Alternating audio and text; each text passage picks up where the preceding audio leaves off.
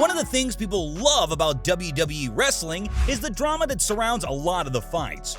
Of course, a good portion of it is scripted, but with all the testosterone, competition, and money involved, some feuds continue after the fights end. These are the craziest feuds in WWE that went beyond the ring. First up on our list is the feud between Booker T and Batista, more commonly known as Dave Batista. This feud escalated outside the ring in 2006. Their feud occurred during a photo shoot for the WWE SummerSlam.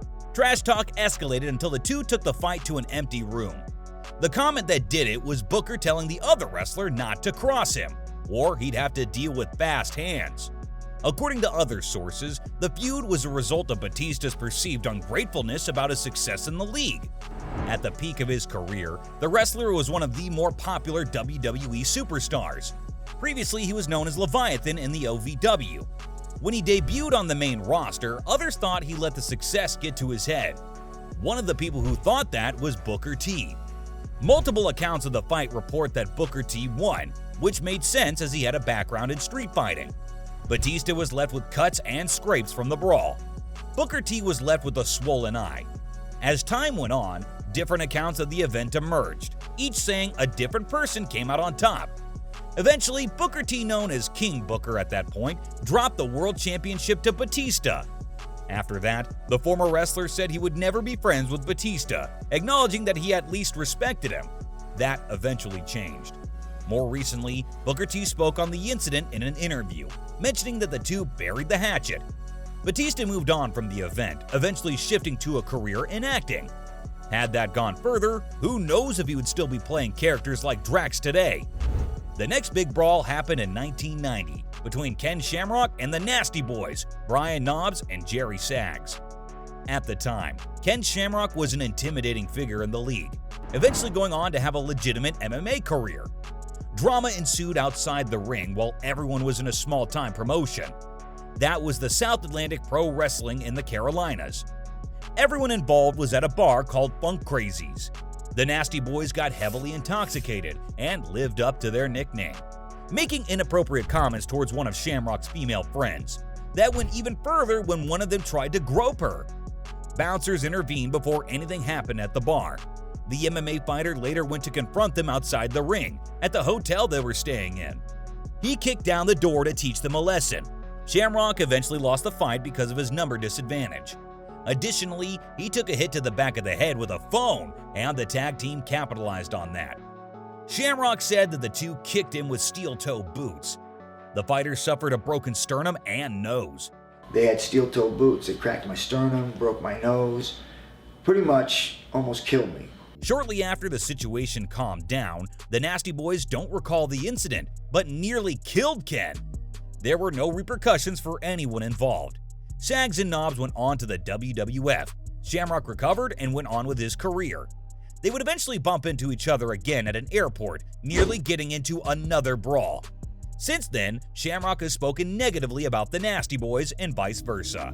It was the way that it was done and what had happened afterwards and the thoughts that went in afterwards. That, to me, put me in a position to where I wanted to put them in a grave. I wanted to beat them silly.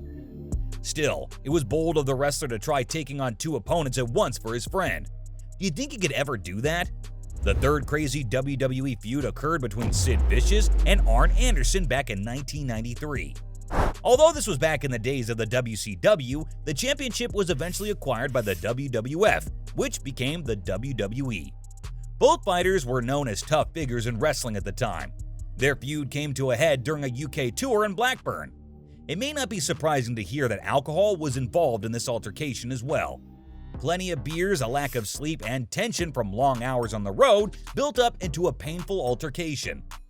During the ride back to the hotel, Vicious taunted Anderson, telling the wrestler that he and Ric Flair needed to retire. Anderson took it up a notch by throwing a drink over Sid. Things escalated when they got to the hotel. They were separated and returned to their hotel rooms. Eventually, Sid decided to pay Anderson a visit, and their brawl escalated significantly. Allegedly, when Anderson answered the door, Sid hit him over the head with a chair leg. The fight was then taken into the hallway. Sid Vicious got a hold of a pair of scissors. According to Vicious, Arn used them as a weapon, and that was how he got them. He then stabbed his opponent with them. Anderson passed out while screaming from the altercation, a result of being stabbed with 20 wounds to the chest and stomach. Sid suffered 4 stab wounds. The incident gained national attention in the UK, leading Eric Bischoff to fire Sid Vicious. Vicious apologized to Anderson, and the two were on better terms after that. I just wish it never had happened, and if it had to happen, I wish it hadn't been with him.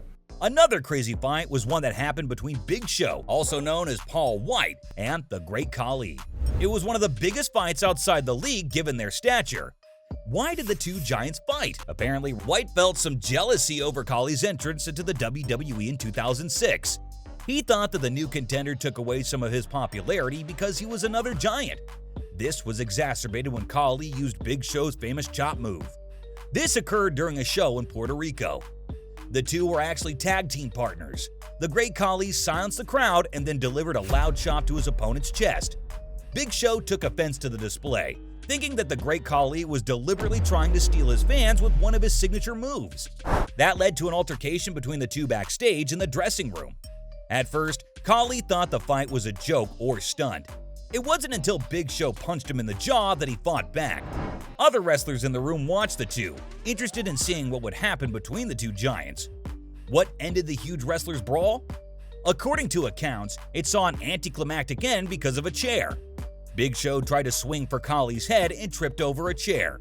When he was on the ground, the native Indian wrestler dropped on top of him, ending the fight. Khali was declared the winner, and Big Show was forced to apologize for throwing the first punch.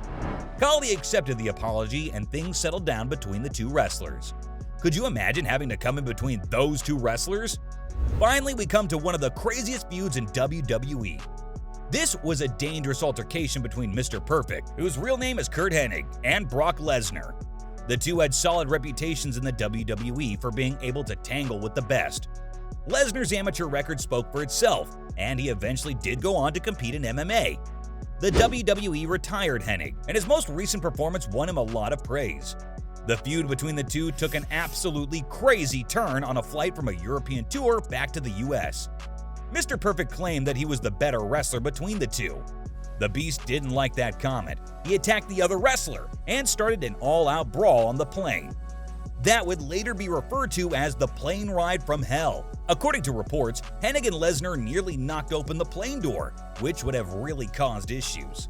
It is absolutely crazy how reckless they were, potentially causing a plane crash with their beef. Triple H was eventually able to split them up, and the situation was resolved. Mr. Perfect was fired not long after that, cutting his return to the WWE short. There you have it. Whether it's backstage in a hotel or on a plane, WWE wrestlers are willing to go at it when the beef follows them outside the ring.